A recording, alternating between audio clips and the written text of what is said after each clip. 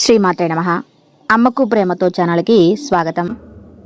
ఈరోజు మనం ఈ వీడియోలో భగవంతుడు శివుడి యొక్క అద్భుతమైన కథ గురించి తెలుసుకోబోతున్నాం. ఒకసారి భగవంతుడు పరమశివుడు కృతిలోకంపై భ్రమణం చేస్తుండగా ఒక యువకుడిని చూశాడు. ఆ యువకుడు దేవుణ్ణి నిందిస్తూ ఉన్నాడు. అతను తన జీవితం పట్ల చాలా నిరాశ నిస్పృహతో ఉన్నాడు. తీవ్రంగా దుఃఖిస్తున్నాడు. అది చూసిన పరమశివుడు బౌద్ధ భిక్షువుగా మారి ఆ యువకుడికి అసలు దానికి కారణమేంటో తెలిపి అతనికి జ్ఞానోదయం కలిగిస్తాడు. కాబట్టి ఇప్పుడు మనం అసలు దుఃఖానికి గల కారణమేమిటో ఈ కథనం ద్వారా తెలుసుకుందాం. ఒకవేళ మీరు ఈ కథను చూస్తున్నట్లయితే పూర్తిగా చివరి వరకు మొత్తం చూడండి. ఈ కథను సగంలో వదిలేసి వెళ్ళటం లాంటి పనులు అస్సలు చేయకండి. ఎందుకంటే ఈ కథను పూర్తిగా విన్నవారికి వారు కోరుకున్న కోరిక చాలా తొందరగా నెరవేరుతుంది. కాబట్టి ఈ కథను పూర్తిగా వినండి. అలాగే ఆ పరమశివుడి కోసం వీడియోని లైక్ చేసి కామెంట్ బాక్స్లో ఓం నమఃశివాయ అని కామెంట్ చేయండి. దీనివల్ల ఆ పరమశివుడి యొక్క అనుగ్రహంతో నిలిచిపోయిన మీ పనులన్నీ కూడా పూర్తవుతాయి. అంతేకాదు, ఒకవేళ మీరు నిజమైన శివభక్తుడు అయితే గనక ఆ పరమశివుడిని విస్మరించకండి. లేకపోతే సుఖదుఖాలు అనేవి నాణానికి ఇరువైపులా ఉంటాయి. అంతేకాదు, ఈ మాట మీరు కూడా వినే ఉంటారు. అదేంటంటే సుఖదుఖాలు అనేవి మన జీవితంలో ఎల్లప్పుడూ వస్తూనే ఉంటాయి. ఇక మనకు ఏమనిపిస్తుందంటే మన జీవితంలో మాత్రమే ఎన్నో దుఃఖాలు ఉన్నాయని, ఈ సమస్యలన్నీ ఉన్నాయని అనిపిస్తుంది. కానీ మీరు వాస్తవంగా చూస్తే లేదా మీరు ఈ మాటను బాగా అర్థం చేసుకుంటే మీకు బాగా అర్థమయ్యేది ఏమిటంటే మన జీవితం కేవలం ఒక దుఃఖంతో ఉంటుంది. మరియు నిజమైన దుఃఖం అంటే ఏంటో మనం ఈ కథ ద్వారా తెలుసుకుందాం. అలాగే దుఃఖానికి నివారణ ఏంటో కూడా తెలుసుకుందాం. దుఃఖానికి సమాధానం ఏంటి అనేది ఇప్పుడు ఈ కథలో తెలుసుకుందాం. ఫ్రెండ్స్, పూర్వం ఒక గ్రామంలో ఒక వ్యక్తి ఉండేవాడు. అతని పేరు సంజయ్. అతను చాలా బద్ధకంగా ఉండేవాడు మరియు అతని జీవితం పట్ల అతను చాలా నిరాశగా ఉండేవాడు. అయితే దీనికి కారణం ఏమిటంటే చిన్నప్పటి నుంచి ఇప్పటి వరకు అతను తన జీవితంలో ఏది సాధించలేదు. అతని వయసు పెరుగుతున్నా కూడా తాను ఏ పని కూడా చేసేవాడు కాదు. అతని ఈ ప్రవర్తన వల్ల అతని కుటుంబ సభ్యులు కూడా చాలా బాధపడుతూ ఉండేవారు. వాళ్ళ కుటుంబ సభ్యుల కోరిక ఏంటంటే ఇతను బయటకు ఎక్కడికైనా వెళ్ళి ఏదైనా మంచి పని చేయాలని, మంచి ఉద్యోగం చేయాలని వారు కోరుకునేవారు. కానీ అతను వాళ్ళ మాట పెడచెవిన పెట్టేసేవాడు. అతని కుటుంబ సభ్యులు మాత్రం అతనికి ఇతర వ్యక్తులను ఉదాహరణగా చూపుతూ, నీ వయసు వారంతా ఏదో ఒక పని చేసుకుంటూ చాలా సంతోషంగా జీవితాన్ని గడుపుతున్నారు, కానీ నువ్వు మాత్రం పని పాట లేకుండా ఊరికే తినుకుంటున్నావు అని అంటారు. అతను ఎప్పుడూ తిడుతూనే ఉండేవారు. అతని రకరకాల మాటలు అంటూ ఉండేవారు. కానీ అతను మాత్రం అవేవి పట్టించుకునేవాడు కాదు.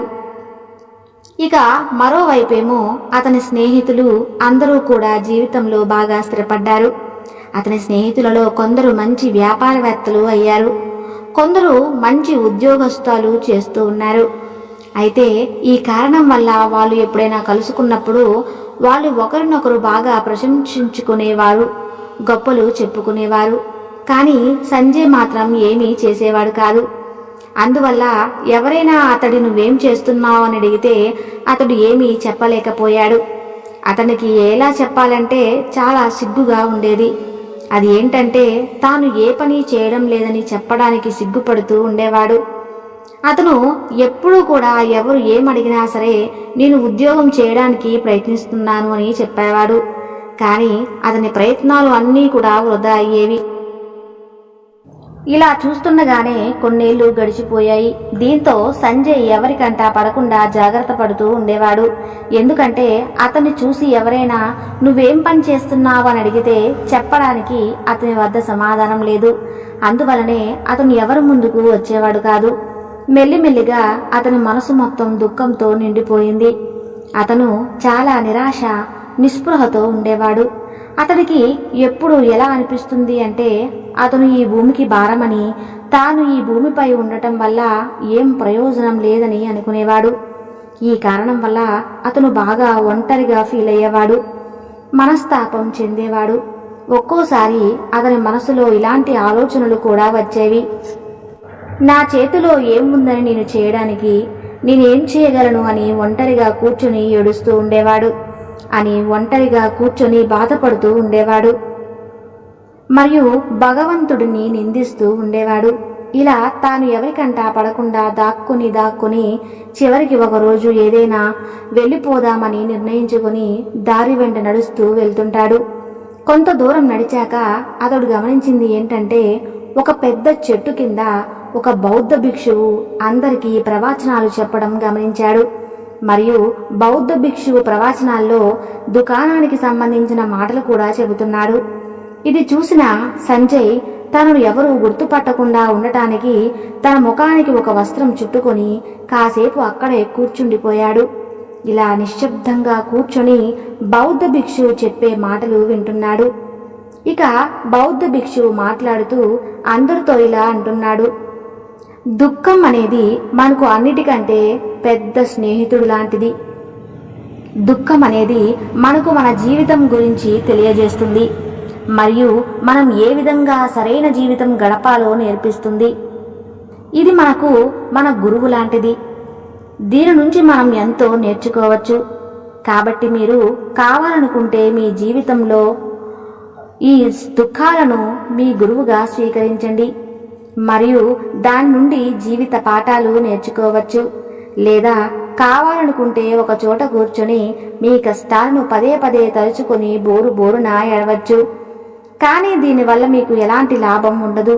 పైగా మీరు రోజుకు ఇంకా నీరసించిపోతారు, బలహీనపడిపోతారు, ఇంకా నిరాశలో కూరుకుపోతారు, మీ ఆత్మవిశ్వాసాన్ని కోల్పోతారు అని బౌద్ధ భిక్షువు చెబుతున్న ఈ మాటలను సంజయ్ సిద్ధంగా వింటున్నాడు. ఇక ఎప్పుడైతే ప్రవచనాలు చెప్పడం పూర్తయిందో వెంటనే సంజయ్ బౌద్ధ భిక్షువు దగ్గరకు వెళ్లి అతనికి శిరస్సు వంచి నమస్కరించి ఇలా అంటాడు, హే మహాత్మా, కాసేపటి క్రితం మీరు దుఃఖాలకు గురువులాగా చూడాలని చెప్పారు మరియు దాని ద్వారా జీవిత పాఠాలు నేర్చుకోవాలి అని చెప్పారు. ఇంతేకాదు, కానీ మన గురువులా స్వీకరించాలని కూడా చెప్పారు. కానీ నాదొక చిన్న విన్నపం. అది ఏమిటంటే, నేను నా జీవితంలో ఉన్న కష్టాలతో దుఃఖాలతో చాలా విసిగిపోయాను. నా జీవితం పట్ల ఆందోళన చెందుతున్నాను. అంతేకాదు, నేను ఇప్పటి వరకు ఎన్నో బాధలు అనుభవించాను. కానీ నాకు ఎప్పుడూ కూడా ఇలా అనిపించలే అని అన్నాడు. బాధలు, నా కష్టాలు అన్నీ కలిసి నాకు ఏదో నేర్పించాలని చూస్తున్నాయని నాకు ఎప్పుడూ అనిపించలేదు. పైగా నాకు ఏమనిపించిందంటే, ఇవన్నీ కలిసి నాకు బాధను, కష్టాన్ని కలిగిస్తున్నాయని అనిపించింది. కానీ దుఃఖంలో ఉన్నప్పుడు కలిగే బాధ చాలా భయంకరంగా ఉంటుంది. అది ఎలా ఉంటుందంటే, నా జీవితం సమస్తమైపోయింది అన్నట్లుగా ఉంటుంది. దీని తర్వాత ఇక మనం ఏమీ చేయలేము అనిపిస్తుంది. ఈ బాధ ముందు చావు కూడా చాలా చిన్నదిగా కనిపిస్తుంది. అంతేకాదు, మన దుఃఖంలో ఉన్నప్పుడు మన చుట్టూ ఉన్నవారు మనల్ని వెక్కిరిస్తుంటారు, దెబ్బ పొడుస్తూ మాట్లాడుతూ ఉంటారు. నువ్వేం చేస్తున్నావు, నీతో ఏమీ అవ్వదు, నీకు ఏది చేత కాదు, నువ్వు ఎందుకు పనికిరావు అని ఎదుటివారు మాట్లాడినప్పుడు మనసుకు చాలా బాధ అనిపిస్తూ ఉండేది. నేను వాళ్ళని ఏమీ అనలేకపోయేవాడిని అని సంజయ్ బౌద్ధ భిక్షువుకు చెబుతాడు. ఇక సంజయ్ చెప్పిన అన్ని మాటలు విన్న తర్వాత ఆ బౌద్ధ భిక్షువు సంజయ్ ఇలా అంటాడు, నాయనా, నీకు అంతా ఏం కష్టం వచ్చింది మరియు కష్టాల గురించి నువ్వు ఎందుకు ఇలా మాట్లాడుతున్నావు అని అడుగుతాడు. ఇక సంజయ్ మాట్లాడుతూ తన జీవితంలో తాను అనుభవించిన కష్టాలు, తాను పడ్డ మాటల గురించి అతనికి చెబుతూ ఇలా అంటాడు, హే మహాత్మా, మీ వద్ద ఉన్న దుఃఖానికి సంబంధించి ఏదైనా పరిష్కారం ఉందా అని అడుగుతాడు. ఇక సంజయ్ మాటలు విన్న బౌద్ధ భిక్షువు బిగ్గరగా నవ్వుతాడు. నవ్వి సంజయ్తో ఇలా అంటాడు, నాయనా, అసలు నీ దుఃఖమే కాదు. జీవితంలో ఎప్పుడైనా సరే నిజమైన దుఃఖం కలిగినప్పుడు నా వద్దకు రా, అప్పుడు నేను నీ ప్రశ్నకు సమాధానం ఖచ్చితంగా ఇస్తాను అంటాడు. ఇక బౌద్ధ భిక్షువు యొక్క ఈ మాటలు విన్న సంజయ్ కొంచెం కంగారు పడతాడు. అతను ఆలోచించడం మొదలు పెడతాడు. ఇప్పటి వరకు తన జీవితంలో తాను పొందిన దుఃఖాన్ని అసలైన దుఃఖాలు కాదా? తాను ఇప్పటివరకు పడ్డ బాధలు, ఇతరులు తనను దెప్పి పొడుస్తూ మాట్లాడిన వారిని ఏమనకుండా ఉన్నవి, మరియు తాను పడిన కష్టాలు ఇవన్నీ దుఃఖాలు కాదా అని ముందుకు నడుస్తూ తన మనసులో తనకు తాను ఇలా అనుకుంటున్నాడు. అయినా నా పిచ్చి కాకపోతే నా సొంత మనుషులే నన్ను సరిగ్గా అర్థం చేసుకోలేదు, ఇక ఆ బౌద్ధ భిక్షు ఏం అర్థం చేసుకుంటాడులే అని ఆలోచించి అతని అక్కడి నుంచి వెళ్ళిపోతాడు. అయితే అందరూ కలిసి తనను దెప్పి పొడిచినన్న మాటలు, తనని హేళన చేస్తూ మాట్లాడిన మాటలు విని సంజయ్ బాగా విసిగిపోయాడు, నిరాశలో కూరుకుపోయాడు. ఇక ఏదైతే అది అయిందని సంజయ్ నిర్ణయం తీసుకున్నాడు. నేను ఏదైనా సాధించి చూపించాలి అని అనుకుంటాడు. ఏ పనైనా సరే, అది చిన్నదైనా పెద్దదైనా సరే చేసి చూపిస్తాను అని అనుకుంటాడు. అనుకున్నదే తడవుగా తన తండ్రి దగ్గరకు వెళ్తాడు. వెళ్ళి తన తండ్రిని అడిగి కొంత ధనం తీసుకుంటాడు. ఆ ధనంతో అతడు ఒక చిన్న వ్యాపారం మొదలు పెడతాడు. దీంతో సంజయ్ తండ్రి కూడా ఎంతో సంతోషిస్తాడు. పోనీలే, కనీసం నా కొడుకు ఏదైనా సాధించాలనే ప్రయత్నమైనా చేస్తున్నాడు అని తండ్రి అనుకుంటాడు. కానీ సంజయ్కు వ్యాపారంలో మాత్రం ఎలాంటి ఫలితం లభించలేదు. దీంతో అతడు ఇంకా తీవ్రమైన బాధను పొంది నిరాశలో కూరుకుపోతాడు. తనకు ఏమి చేయాలో కూడా తోచడం లేదు. ఇక అప్పుడే మరోవైపు సంజయ్ తండ్రి మాత్రం సంజయ్ ధైర్యం చెబుతున్నాడు.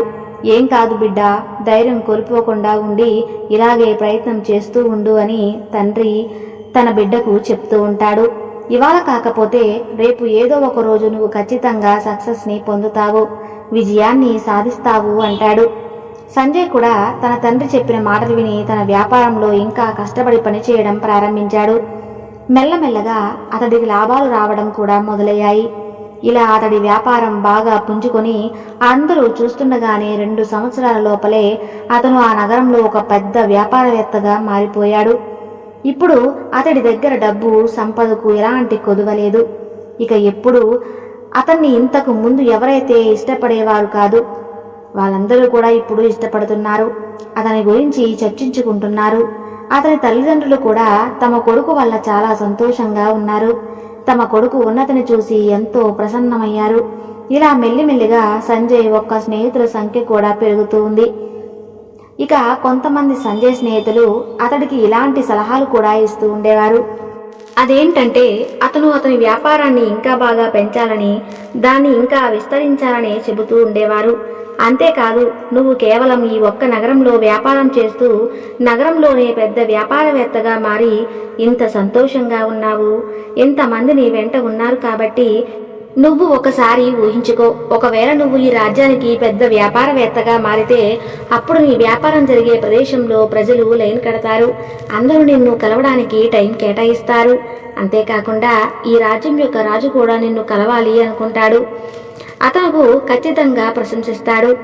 ఒకవేళ అతనికి ఎప్పుడైనా డబ్బు అవసరం వచ్చిందనుకో, అప్పుడు నిన్ను అప్పు అడగడం కోసం రాజే స్వయంగా నీ దగ్గరికి రావచ్చు అని కూడా చెప్తాడు.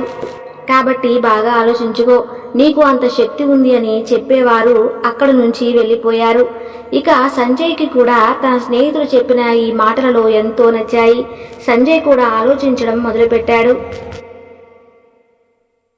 నా స్నేహితుడు నిజమే చెప్తున్నారు, నేను నా వ్యాపారాన్ని ఇంకా పెద్దగా చేయాలి, ఇంకా విస్తరించాలి. అప్పుడే కదా నా గురించి అందరికీ తెలుస్తుంది, నన్ను ప్రతి ఒక్కరూ గుర్తుపడతారు కూడా అని అనుకుని అతను ఏమాత్రం సమయం వృధా చేయకుండా తన వ్యాపారంలో ఇంకా కష్టపడి పనిచేయడం ప్రారంభించాడు. కానీ ఈసారి అతని మనసులో ధైర్యం అనేది లేకుండా పోయింది. దీనివల్ల అతను కొన్ని తప్పుడు నిర్ణయాలు తీసుకున్నాడు. అదేమిటంటే తన వ్యాపారం చాలా త్వరగా వేగంగా ఇంకా పెద్దవ్వాలి అని తాను చాలా మంది దగ్గర అప్పులు చేశాడు. దీనివల్ల ఇప్పుడు అతనిపై తీవ్రమైన రుణభారం పడింది. ఇది ఇంతటితో ఆగిపోలేదు. అతను ఇంకా ఎక్కువ లాభాలు సంపాదించాలనే అత్యాశతో తాను అమ్మే సరుకులు కల్తీ చేసి అమ్మడం, నాణ్యత లేని వస్తువులను అమ్మడం మొదలుపెట్టాడు. అందువల్ల అతడు అమ్మే వస్తువుల్లో నాణ్యత అనేది లేకుండా పోయింది. ఏదైతే ఇంతకు ముందు ఉండేదో అది లేకుండా పోయింది. కానీ అతడు మాత్రం తన మిత్రుల మాటలు విన్నాడు. తన మిత్రుడు ఎలా చెబితే అలా చేస్తూ వస్తున్నాడు. అంతేకాదు అతడి వ్యాపారాన్ని ఇంకా పెద్దదిగా చేయడం కోసం, ఇంకా పెంచుకోవడం కోసం తనకన్నా చిన్న వ్యాపారుల మీద రకరకాల కుట్రలు పన్నేవాడు. దీనివల్ల అతడి మనసులో ముందుగా సుఖం అనేది లేకుండా పోయింది. అతడికి రాత్రుళ్ళు నిద్ర కూడా పట్టేది కాదు. అతనికి ఎప్పుడూ ఒకటి ఆలోచన ఉండేది. ఏ విధంగా రాజ్యం మొత్తం తన వ్యాపారం విస్తరించాలని, రాజ్యంలో తానే అందరికంటే పెద్ద వ్యాపారవేత్త అవ్వాలని ఉండేది. అందువల్ల అతను రాత్రింబవళ్ళు విపరీతంగా కష్టపడేవాడు తన వ్యాపార పరంగా పెద్దగా అవ్వాలని. కానీ అతని వద్ద అన్నీ ఉన్నాయి. డబ్బు, సంపద, పెద్ద పెద్ద వాహనాలు, మంచి ఇల్లు, మంచి పనివారు, అన్ని సుఖశాంతులు ఉన్నాయి. కానీ అయినప్పటికీ కూడా అతను వాటిని అనుభవించలేకపోతున్నాడు. తన వద్ద ఏమీ లేనప్పుడు కూడా అతనికి సుఖం లేదు. ఇప్పుడు అతని వద్ద అన్ని వస్తువులు, ధనం ఉన్నా ఇప్పుడు కూడా సుఖం లేదు. ఎందుకంటే అతని దృష్టి మొత్తం ఇప్పుడు కేవలం తన వ్యాపారాన్ని ఇంకా పెద్దదిగా చేయటంలోనే ఉంది. ఇది ఇదిలా ఉండగా ఒకరోజు సంజయ్ తన రథంపై కూర్చొని పక్క ఊరికి వెళ్ళడానికి ఒక మార్గం గుండా ప్రయాణిస్తున్నాడు. అయితే ఆ మార్గంలో గురువుగారి ఆశ్రమం కనపడింది. దీంతో సంజయ్ ఆశ్రమంలో ఉన్న బౌద్ధ భిక్షువు దగ్గరికి వెళ్ళాడు. వెళ్ళి బౌద్ధ భిక్షువుతో ఇలా అన్నాడు, మహాత్మా, గతంలో మీరు నాతో ఇలా అన్నారు, నా జీవితంలో ఎప్పుడైతే అసలైన దుఃఖం వస్తుందో అప్పుడు మీ దగ్గరకు రావాలి అని చెప్పారు. ఈ కారణం వలనే నేను ఇప్పుడు మీ దగ్గరికి వచ్చాను. నేను ఇప్పుడు చాలా దుఃఖంలో ఉన్నాను. నేను రాత్రులు నిద్ర కూడా పోవటం లేదు. నా దగ్గర అన్నీ ఉన్నాయి. డబ్బు, సంపద, ఐశ్వర్యం, మంచి పనివారు అన్నీ ఉన్నాయి. అనుభవించలేకపోతున్నాను అని అతడు తన మనసులో ఉన్న అన్ని మాటలు ఒక్కొక్కటిగా ఆ బౌద్ధ భిక్షువుకు చెప్పాడు. ఇక ఆ బౌద్ధ భిక్షువు మాట్లాడుతూ ఇలా అన్నారు, నాయనా, నువ్వు ఇంతకు ముందు నా వద్దకు వచ్చినప్పుడు అప్పుడు కూడా చాలా దుఃఖంగా ఉన్నావన్నావు. మళ్ళీ ఇన్ని సంవత్సరాలు గడిచినా కూడా ఇప్పుడు కూడా దుఃఖంలో ఉన్నాను అంటున్నావు. కానీ మొదటిసారి కలిగిన దుఃఖం వల్ల నువ్వు నేర్చుకున్న గుణపాఠం ఏంటి అని అడుగుతాడు. ఇక సంజయ్ దీనికి సమాధానంగా మాట్లాడుతూ ఇలా అన్నాడు, హే మహాత్మా, నేను నా జీవితంలో ఏమీ చేయలేనప్పుడు అప్పుడు నాకున్న కష్టాలు నుంచి నేను నేర్చుకుంది ఏంటంటే కేవలం ఆలోచించడం వల్ల మాత్రమే ఏమీ జరగదు. అందుకోసం ఏదైనా కర్మ చేయాలి అంటే పని చేయాలి. ఆ పని కూడా ఏదో చేశామన్నట్లుగా కాకుండా మనం అనుకున్నది సాధించే వరకు కష్టపడాలని, అప్పుడే మనం అనుకున్న ఫలితాలు లభించి విజయం లభిస్తుందని, జీవితంలో ఉన్నత స్థానానికి చేరుకుంటామని, ఇందుకోసం మనం ఎంచుకున్న దారిలో ఎన్ని కష్టాలు ఎదురైనా, పరిస్థితులు ఎంత కఠినంగా ఉన్నా, మనం ఎంచుకున్న దారిలో ఎన్ని బాధలు ఎదురైనా లేదా ఇలా అనిపించినా సరే ఇక మన జీవితంలో ఏమీ మిగలలేదు, మనం ఏమీ చేయలేము అనే పరిస్థితి వచ్చినా సరే అలాంటి విపత్కర పరిస్థితుల్లో కూడా మనం ఆత్మవిశ్వాసాన్ని కోల్పోవద్దు. మనపై మనం పూర్తి నమ్మకం, విశ్వాసం ఉంచి మన కార్యంపై మనం చేసే పనిపైనే దృష్టి కేంద్రీకరించాలి. మరియు ఇలా ఆలోచించాలి, ఎప్పటి వరకైతే నేను చేసే పనిలో సక్సెస్ సాధించలేనో, ఇప్పటి వరకైతే లక్ష్యాన్ని చేరలేనో అప్పటి వరకు నేను ఈ పని చేస్తూనే ఉంటాను. నేను నా పనిలో ఖచ్చితంగా విజయాన్ని పొందుతాను. ఇంతేకాదు, లోకంలోని ప్రజలంతా కూడా ధనం ఉన్న వారికి జీవితంలో ఏదైనా సాధించిన వారికి మాత్రమే విలువ ఇస్తారు, కానీ వారు చేసే పని కాదు అని చెబుతాడు. సంజయ్ చెప్పిన ఈ మాటలన్నీ విన్న తర్వాత బౌద్ధ భిక్షువు నవ్వుతూ ఇలా అంటాడు, నాయనా, ఇది కూడా నిజమైన దుఃఖం కాదు. కాబట్టి జీవితంలో ఎప్పుడైతే నిజమైన దుఃఖం అనేది వస్తుందో అప్పుడు నువ్వు నా దగ్గరికి రా, నేను ఖచ్చితంగా నీ ప్రశ్నకి సమాధానం ఇస్తానని బౌద్ధ భిక్షువు అక్కడి నుంచి లేచి వెళ్ళిపోయాడు. ఇక మరొకసారి బౌద్ధ భిక్షువు నోట ఇవే మాటలు విన్న సంజయ్కి మతిపోయినంత పనైంది. అంటే ఇప్పటి వరకు నేను అనుభవించిన కష్టాలు, బాధలు అన్నీ కూడా నిజమైన దుఃఖాలు కావా అని అనుకుంటుండగా అతడి మనసులో ఒక ప్రశ్న ఉత్పన్నమవుతుంది. ఇంతకీ నిజమైన దుఃఖం అంటే ఏమిటి? దానిని గుర్తించడం ఎలా? ఇది నాకు ఎలా తెలుస్తుంది? ఇప్పుడు ప్రస్తుతం అయితే నేను ఆ నిజమైన దుఃఖాన్ని కానీ అనుభవిస్తున్నాను, కానీ ఈ సాధువు మాత్రం ఏమీ చెప్పడం లేదు అని ఆలోచిస్తూ అక్కడే నిల్చున్నాడు. ఇంతలో బౌద్ధ భిక్షువు ఒక పెద్ద బిందె తీసుకుని సంజీవ్ వద్దకు వస్తాడు. ఆ బిందె నిండా మొత్తం బంగారు నాణాలు ఉన్నాయి. ఆ బిందె నిండా బంగారు నాణాలేస్తూ బౌద్ధ భిక్షువు ఇలా అంటాడు. నాయనా, ఈ బిందెను తీసుకుని అక్కడ కనిపిస్తున్న చెట్టు మొదట్లో ఒక గుంత తవ్వి అందులో ఆ బిందెను పాతిపెట్టు. ఎందుకంటే ఇది ఇప్పుడు నాకు ఎందుకు పనికిరాదు. ఒకవేళ నాకు ఎప్పుడైనా దీని అవసరం పడితే అప్పుడు దీన్ని అక్కడి నుంచి తవ్వి బయటకు తీస్తాను. కానీ ఇప్పుడు మాత్రం దీనిని భూమి లోపల పాతిపెట్టు అంటాడు. ఇక సంజయ్ కూడా ఆ సాధువు చెప్పినట్లే ఆ బిందెను మట్టిలో పాతిపెట్టాడు. ఇక ఆ తర్వాత సంజయ్ బౌద్ధ భిక్షువుకు నమస్కారం చేసి తిరిగి తన ఇంటికి చేరుకుంటాడు. ఇలా మెల్లిమెల్లిగా కొన్ని రోజులు గడిచిపోయాయి. అలాగే రోజులతో పాటు సంజయ్ కూడా వ్యాపారంలో ఇంకా ఉన్నత స్థానానికి చేరుకున్నాడు. కానీ అతని సరుకుల్లో నాణ్యత లోపించడం వల్ల ఇప్పుడు అతడి వ్యాపారంలో నష్టాలు రావడం మొదలయ్యాయి. ఇలా మెల్లిమెల్లగా ఇలాంటి పరిస్థితి వచ్చిందంటే సంజయ్ వ్యాపారం మొత్తం రోడ్డున పడే పరిస్థితి వచ్చింది. అతడి వ్యాపారం మొత్తం నష్టాల పాలైంది. ఇప్పుడు అతడి దగ్గర పెద్దగా ఏమీ మిగలలేదు. పైగా అతడు చేసిన అప్పులు తిరిగి చెల్లించాల్సి ఉంది. అయినా కూడా సంజయ్ ఆలోచించి నిశ్చింతంగా ఉన్నాడు. అదేమిటంటే అతను ఏమైతే అప్పులు చేశాడో అప్పులు అన్నీ తన స్నేహితుడి దగ్గర తీసుకున్న అప్పులే కాబట్టి తాను అప్పులు తిరిగి చెల్లించడానికి కొంత సమయం తీసుకున్నా ఏం పర్వాలేదు అనుకుంటాడు. ఎందుకంటే అతను ఏమని ఆలోచిస్తాడంటే తన స్నేహితులందరూ తన కష్టకాలంలో ఖచ్చితంగా తనకు తోడుగా నిలుస్తారు అనుకుంటాడు. కానీ అందరికంటే ముందుగా తన ప్రాణ స్నేహితులే అతన్ని అప్పు త్వరగా చెల్లించమని అడగడం మొదలుపెట్టారు. అప్పుడు సంజయ్కి అసలు విషయం బోధపడలేదు. అదేంటంటే ఎవరూ కూడా మన వారు కాదు, అంతా వాళ్ళ స్వార్థం కోసం మనల్ని వాడుకునేవారనే అర్థమైంది. ఇక సంజయ్ తన మిత్రులు కొంత సమయం ఇవ్వమని అడిగాడు. కానీ తన స్నేహితులు ఎవరూ కూడా అతని మాటలు వినలేదు. పైగా తీసుకున్న అప్పు త్వరగా చెల్లించమని అతన్ని చంపడానికి కూడా వెనకాడబోమని తేల్చి చెప్పేశారు. ఇక తన స్నేహితుల నోట ఇలాంటి మాటలు విన్న సంజయ్ చాలా ఆశ్చర్యపోయాడు. తాను ఏదైతే ఆలోచించాడో అదంతా తనకు వ్యతిరేకంగా జరుగుతుంది. వ్యాపారం వల్ల అతడికి ఇంతమంది స్నేహితులయ్యారు, ఇంతమంది శ్రేయోభిలాషులు ఉన్నారు అని వారందరూ అతడి నుంచి దూరంగా వెళ్ళి ప్రయత్నం మొదలుపెట్టారు. ప్రతి ఒక్కరూ కూడా అతడిని దూరంగా పెడుతున్నారు. ఎవరూ కూడా అతడికి సహాయం చేయాలనుకునేవారు కాదు. మెల్లిమెల్లిగా అతడి ఆస్తి మొత్తం కరిగిపోయింది. అతని దగ్గర చిల్లి గవ్వ కూడా మిగలలేదు. చివరకు అతడు రోడ్డున పడ్డాడు.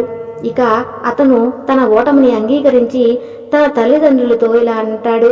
నాన్నగారు, దయచేసి మీరు నాకు సహాయం చేయండి. ఎందుకంటే నాపై అప్పుల భారం తీవ్రంగా ఉంది. నేను వాటిని తిరిగి చెల్లించాలి. కాబట్టి దయచేసి నాకు కొద్దిగా ధనం సహాయం చేయండి అని అడుగుతాడు. ఇక సంజయ్ మాటలు విన్న తండ్రి మాట్లాడుతూ ఈ విధంగా అంటాడు. నాయనా సంజయ్, నా దగ్గర ఇప్పుడు కేవలం ఇల్లు మాత్రమే మిగిలి ఉంది. ఒకవేళ నేను ఇంటిని నీకు ఇచ్చినా లేదా ఇంటిని అమ్మినా నేను మీ అమ్మ ఎక్కడ తలదాచుకోవాలి? మేము కూడా రోడ్డు మీద భిక్షమెత్తుకునే పరిస్థితి వస్తుంది. మేము నీకు అన్నీ ఇచ్చిన తర్వాత మాకు మిగిలింది ఒక్కటే. కాబట్టి నేను క్షమాపణగా కోరుతున్నాను అని సంజయ్ తండ్రి అంటాడు. ఇక తన తల్లిదండ్రుల నుండి ఈ సమాధానం విని సంజయ్ ఎంతో దుఃఖంతో అక్కడి నుంచి వెళ్ళిపోతాడు. ఇక తనలోని తాను ఎలా అనుకుంటాడు అంటే, ఇప్పుడు నా దగ్గరైతే ఏమీ మిగలేదు. ఏదైతే ఉందో అది మొత్తం నష్టపోయాను, మొత్తం పోగొట్టుకున్నాను. నేను నమ్ముకున్న వారే నన్ను మోసం చేశారు. కాబట్టి ఇప్పుడు నేను జీవించి మాత్రం చేసేదేముంది? ఇప్పుడు నా దగ్గర ఒకటే దారి మిగిలి ఉంది. దీంతో నాకు అప్పుల బాధ కూడా ఉండదు అని ఆలోచిస్తూ అతడు చనిపోవడం కోసం ఒక పెద్ద కొండ వద్దకు చేరుకుంటాడు. చేరుకుని కొండపైకి నడుస్తూ వెళ్తుంటాడు. ఇంతలోనే అతడికి ఆ బౌద్ధ భిక్షువు చెప్పిన మాటలు గుర్తుకు వస్తాయి. అదేంటంటే, నీకు ఎప్పుడైతే అసలైన దుఃఖం కలుగుతుందో అప్పుడు నా దగ్గరకు రా, నేను నీ ప్రశ్నకు ఖచ్చితంగా సమాధానం ఇస్తాను అని చెప్పిన మాటలు గుర్తుకు వచ్చి ఎంతో మంచి మనసుతో ఏదో తెలియని ఆశతో తొందరగా బౌద్ధ భిక్షు దగ్గరికి వెళ్తాడు. మళ్ళీ అతనికి జీవితం పట్ల ఆసక్తి కలిగింది. దీంతో సంజయ్ పరిగెత్తుకుంటూ ఆ బౌద్ధ భిక్షు దగ్గరికి చేరుకుంటాడు. అక్కడకు వచ్చి ఆ సాధువుకు నమస్కారం చేసి సంజయ్ తాను అనుభవించిన అన్ని బాధలను అతనికి చెబుతాడు. సంజయ్ విధంగా చెప్తూ ఉంటాడు. మహాత్మా, మీరు నాతో గతంలో చెప్పారు, నాకు ఎప్పుడైతే నిజమైన దుఃఖం కలుగుతుందో అప్పుడు మీరు నాకు సమాధానం చెబుతాను అని అన్నారు అని ఏడుస్తూ చెప్తాడు. ఇక సంజయ్ మాటలు విన్న బౌద్ధ భిక్షువు నవ్వుతూ మళ్ళీ అదే మాట అన్నాడు. నాయనా, నీకు జీవితంలో ఎప్పుడైతే నిజమైన దుఃఖం కలుగుతుందో అప్పుడే నా దగ్గరకు రా అని అన్నాడు. అది విన్న సంజయ్ మాట్లాడుతూ ఇలా అన్నాడు. ఏ మహాత్మా, నాది నిజమైన దుఃఖం కాదా? మరి నిజమైన దుఃఖం ఎలా ఉంటుంది? అది ఎప్పుడు కలుగుతుంది అని అడుగుతాడు. అప్పుడు ఆ బౌద్ధ భిక్షువు మాట్లాడుతూ, నాయనా, నీకు కలిగిన దుఃఖంతో ఇంతకీ నువ్వు ఏం నేర్చుకున్నావు చెప్పు అని అడుగుతాడు. అప్పుడు ఆ వ్యక్తి మాట్లాడుతూ, మహాత్మా, ఎవరైతే మన వద్ద ధనం ఉన్నప్పుడు మనకు అండగా మనకు ధైర్యంగా నిలబడతారో వారు ఖచ్చితంగా మనల్ని మోసం చేస్తారు. ఎందుకంటే ఇలాంటి వారు కష్టకాలంలో మన వెంట నిలబడరు. పైగా మన ద్వారా ఎలా ప్రయోజనం పొందాలి అని చూస్తారు. అంతేకాదు, ఇన్ని రోజులు నన్ను పొగిడిన వారే నా గురించి తప్పుగా ప్రచారం చేస్తారు. కాబట్టి ఇలాంటి వారిపై నమ్మకం ఉంచకూడదు. అలాగే జీవితంలో మనకు కష్టం వచ్చినప్పుడు మనకి ఎవరైతే తోడుగా ఉండి ధైర్యం చెబుతారో వారే నిజమైన స్నేహితులు. వారు మాత్రమే ఎల్లప్పుడూ మన వెంట ఉంటారు. అలాంటి వారు చాలా తక్కువ మంది ఉంటారు. మరియు ఎవరికైతే ఇలాంటి మిత్రులు లభిస్తారో వారిని మాత్రం అస్సలు వదులుకోవద్దు. బౌద్ధ భిక్షువు సంజయ్ని ముందుకు తీసుకువెళ్తూ ఇలా అంటాడు. నువ్వు ఏ పని చేసినా సరే దాన్ని పూర్తి నిజాయితీగా ధర్మంగా వ్యాపారం చేయాలి. ఎల్లప్పుడూ ధైర్యంగా ఉండాలి. అధర్మంగా అక్రమంగా ధనం సంపాదించకూడదు. నీ లక్ష్యాన్ని చేరడం కోసం నీ కన్నా చిన్న వ్యాపారులపై ఇలాంటి కుట్రలు చేయకూడదు. ఎందుకంటే ఇలా చేయటం వల్ల మనకే కీడు జరుగుతుంది. మనం ఎప్పుడూ కూడా నష్టాల పాలవుతాం. ఇవన్నీ కూడా నేను స్వయంగా తెలుసుకున్నాను అని సంజయ్ చెప్తాడు. ఇక సంజయ్ చెప్పిన ఆ మాటలు విన్న బౌద్ధ భిక్షువు ఇంతకుముందు చెట్టు కింద పాతపెట్టిన బిందెను తవ్వి బయటకు తీస్తాడు. దాన్ని నిండా బంగారు నాణాలు ఉన్నాయి. ఆ బంగారం ఉన్న బిందెను ఇచ్చి, నీకు నిజమైన దుఃఖం కలిగినప్పుడు నా వద్దకు రా అని చెబుతాడు. దీంతో సంజయ్ మళ్ళీ ఆలోచనలో పడిపోతాడు. ఈ నిజమైన దుఃఖం అంటే ఏమిటి అని ఆలోచిస్తాడు. కానీ అంతలోనే తన చేతిలోకి వచ్చిన ఆ బిందెను చూసి సంతోషిస్తాడు. సరేలే, కనీసం ఈ కొద్దిపాటి ధనంతో కొంత ఊరట లభిస్తుంది. మరియు నేను నా మిత్రుల అప్పు కూడా చెల్లించవచ్చు. అలాగే మళ్ళీ వ్యాపారం కూడా ప్రారంభించవచ్చు అని మనసులో అనుకుని ఆ వ్యక్తి గురువు గారికి ధన్యవాదాలు చెప్పి ఆ బిందులో ఉన్న ఆ బంగారు నాణాలను తీసుకుని అక్కడ నుండి బయలుదేరి తన అప్పులను తీర్చడానికి బయలుదేరుతాడు. అలాగే వ్యాపారాన్ని కూడా ప్రారంభించాడు. అతని వ్యాపారం చాలా చిన్నది అయినా సరే సంజయ్ చాలా సంతోషంగా ఉన్నాడు. అతడు ఇంతకు ముందులా కాకుండా పూర్తి నిజాయితీగా, న్యాయంగా, ఏకాగ్రతతో వ్యాపారం చేస్తున్నాడు. ఇలా చేస్తుండగానే కొన్ని రోజుల తర్వాత సంజయ్ వ్యాపారం మళ్ళీ పుంజుకొని చాలా పెద్ద వ్యాపారవేత్తగా మారిపోయాడు. దీంతో సంజయ్ ఇప్పుడు చాలా సంతోషకరంగా జీవిస్తున్నాడు. కానీ మనం ఎలా ధనవంతులం అవుతాము, కోటీశ్వరులం అవుతాము, ఎప్పుడు అవుతాము? అప్పుడు మన మనసులో ఒక భయం అనేది ఉత్పన్నమవుతుంది. ఆ భయం ఏంటంటే ఎక్కడ మనం మళ్ళీ ఆస్తి కోల్పోతామో అనే భయం. ఈ భయం వలనే చాలా మంది దాన ధర్మాలు చేస్తుంటారు, పుణ్య కార్యాలు చేస్తూ ఉంటారు, ఇతరులకు సహాయం చేస్తూ ఉంటారు. దీనివల్ల మీ జీవితంలో మళ్ళీ ఎప్పుడూ ఇలాంటి దుఃఖం రాకూడదని ఇలా చేస్తుంటారు. కానీ ఈ మానవ జన్మ అనేది సుఖ దుఃఖాలకు సమ్మేళనం. హిందువులనే ప్రతి ఒక్కరూ కూడా కొన్నిసార్లు సుఖాలను, కొన్నిసార్లు దుఃఖాలను అనుభవించాల్సి ఉంటుంది. ఈ కారణంగానే మళ్ళీ ఒకరోజు భరించలేని దుఃఖం కలిగింది. ఈసారి తన తల్లిదండ్రులు ఇద్దరూ ఒకే రోజున మరణించారు. అది చూసిన అతడు తట్టుకోలేకపోయాడు. సంజయ్ తన తల్లిదండ్రులను చాలా ప్రేమించేవాడు. అతనికి ఉన్న ఏకైక బంధుమిత్రులు అంటే వారే. ఈ కారణం వల్ల తన జీవితం శూన్యంగా అనిపించింది. వారిని శ్మశానానికి తీసుకువెళ్లి వారికి అంతిమ సంస్కారాలు చేస్తారు. వారిద్దరూ చితిలో కాలుతుంటే అది చూసి అతడి గుండె పగిలినంత బాధ కలిగింది. తన మనసులో 1000 ప్రశ్నలు ఉత్పన్నమయ్యాయి. ఇక ఆ తర్వాత అతను తన తల్లిదండ్రులు ఉండే ఇంటికి వెళ్ళాడు. ఆ ఇంట్లో కొద్ది ధనాన్ని చూశాడు. అది వారు దాచుకున్న సంపద. ఈ సంపద కోసమైతే మీరు ఎన్ని రోజులు ఆరాటపడ్డారో, గొడవలు పడ్డారో, చివరికి దాన్ని చూసేవారు కూడా ఎవరూ లేరు. నా తల్లిదండ్రులు పోగు చేసిన ధనం ఈ రోజు ఒక మూలన పడి ఉంది. కానీ ఇప్పుడు అంతా ముగిసిపోయింది. అన్నిటినీ ఇక్కడే వదిలి ఒంటరిగా లోకాన్ని వదిలిపెట్టి వెళ్ళిపోయారు. ఆ వ్యక్తి వారి గురించి ఆలోచిస్తూ ఆ రోజు రాత్రి నిద్ర కూడా పోలేదు. జీవితంలో మళ్ళీ ఒంటరివాడిగా మిగిలిపోయాడు అంటూ బాధపడుతున్నాడు. అటూ ఇటూ పిచ్చివాడిలా చూస్తున్నాడు. ఇక అప్పుడే అతనికి మళ్ళీ ఆ బౌద్ధ భిక్షువు గుర్తుకు వచ్చాడు. గురువుగారి దగ్గరికి వెళ్తే ఏదైనా పరిష్కారం చెబుతాడని సంజయ్ అక్కడికి పరిగెత్తుకుంటూ వెళ్తాడు. అప్పుడు గురువుగారు సంజయ్ని చూసి మళ్ళీ ఇప్పుడు కూడా ఏదైనా దుఃఖం వచ్చిందా అని అడుగుతాడు. అప్పుడు ఆ వ్యక్తి, గురువుగారు, నా జీవితంలో ఇలాంటి దుఃఖం లేదు అని, బాగానే ఉన్నాయి, సుఖం, ధనం, పరిమితి అన్నీ ఉన్నాయి, కానీ నిన్న మా తల్లిదండ్రులు ఇద్దరూ ఒకేసారి మరణించారు. అప్పటి నుంచి నాకు చాలా దుఃఖం కలుగుతుంది, నేను ఒంటరివాడిని అనే భావన కలుగుతుంది అని అంటాడు. అప్పుడు ఆ గురువు మాట్లాడుతూనైనా, ఇందులో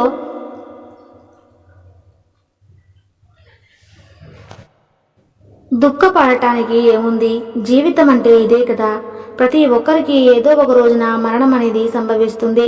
ఇక్కడ ఎవరూ కూడా ఎల్లకాలం జీవించి ఉండరు, అందరూ మృత్యువు బారిన పడాల్సిందే. అంతేకాదు, మృత్యువు ఎప్పుడు ఏ రూపంలో వస్తుందో ఎవరు చెప్పలేరు కూడా. అంతెందుకు, నువ్వు కూడా ఏదో ఒక రోజు మరణిస్తావు, చెప్పలేం. నువ్వు రేపే మరణించవచ్చు, లేదా ఈరోజే ఇప్పుడే మరణించవచ్చు అని అంటాడు. అప్పుడు ఆ వ్యక్తి ఆశ్చర్యపోతూ, గురుదేవా, మీరు ఏమంటున్నారు? నేను చనిపోతానా? నేనైతే ఇంకా యువకుడిని, నాది చాలా చిన్న వయసు, నేను జీవితంలో చేయాల్సింది ఇంకా చాలా ఉంది అని అంటాడు. అప్పుడు ఆ గురువు మాట్లాడుతూ, నాయనా, నువ్వు ముందు ఆ భ్రమలో నుంచి బయటకు రా. మృత్యువు వృద్ధులకు మాత్రమే కాదు, యువకులకు, చిన్న పిల్లలకు కూడా వస్తుంది. మృత్యువుకు వయస్సుతో ఏమాత్రం సంబంధం లేదు. దానికి పేద ధనిక అనే తేడా లేదు, ఆడ మగ అనే వ్యత్యాసం లేదు. మృత్యువు ఎవరిని కూడా కనికరించదు అని అంటాడు. గురువుగారు చెప్పినటువంటి ఈ మాటలు వినగానే సంజయ్ ఇంకా గాబరా పడిపోయాడు. అక్కడ నుండి నిశ్శబ్దంగా ఇంటికి తిరిగి వెళ్ళిపోయాడు. అతడి మనసులో ఇంకా ఒంటరివాడిని అనే భావన అలాగే ఉంది. తన వ్యాపారంపై మనసు లగ్నం చేయలేకపోతున్నాడు. అతడు ఒక గదిలో ఒంటరిగా కూర్చొని ఇలా ఆలోచిస్తున్నాడు. అసలు నేనెవరు? ఏం చేస్తున్నాను? నేను ఏం సాధించడానికి ఈ భూమి మీదకు వచ్చాను? ఒక మానవుడు ఏం చేయాలి? ఎందులో సుఖం అనేది లభిస్తుంది? వస్తువులను, సుఖాలను అనుభవించి మరణించడమే జీవితం, ఆ ధనాన్ని సంపాదించడమే జీవితం. నేను జీవితంలో అన్ని స్థాయిలను చూసిన వాణ్ణి, కానీ నాకు ఎక్కడా కూడా నిజమైన సుఖం కలగలేదు. ఏదో ఒక రూపంలో దుఃఖమే నన్ను వెంటాడింది. అతడి అన్ని ప్రశ్నలకు సమాధానాలు తెలియడం లేదు. తాను ఇది అర్థం చేసుకోలేకపోతున్నాడు. అసలు జీవితం యొక్క పరమార్థం ఏమిటి అనేది అతనికి ఎంతో మంది విద్యార్థులను కలిశాడు, ఎన్నో పరిశోధనలు చేశాడు, కానీ ఎలాంటి సమాధానం లభించలేదు. దీంతో అతడి దుఃఖం ఇంకా పెరిగిపోయింది. మనసులో శాంతి లేదు. దీంతో ఏం చేయాలో అతడికి అర్థం కావటం లేదు. ఇక ఇలా అయితే లాభం లేదని, గురువు వద్ద మాత్రమే వీడికి సమాధానం దొరుకుతుందని భావించి వెంటనే గురువు వద్దకు చేరుకున్నాడు. గురువు గారికి తన మనసులో ఉన్న అన్ని ప్రశ్నలు వినిపించాడు. అప్పుడు గురువుగారు ఒక చిరునవ్వి నవ్వి, నాయనా, నీ జీవితంలో మొట్టమొదటిసారి నీకు నిజమైన దుఃఖం కలిగింది. వాస్తవానికి దుఃఖం అంటే, ఇది దుఃఖం అనే పదానికి అసలైన నిర్వచనం. ఇదే మనం ఎవరం, ఏం చేస్తున్నాం, ఎక్కడికి వెళ్తున్నాం, ఎందుకు వెళ్తున్నాం, మనం ఏం చేయాలి, దేనికోసం ఈ భూమికి వచ్చాం, ఇవన్నీ తెలుసుకోవటమే నిజమైన దుఃఖం అంటాడు.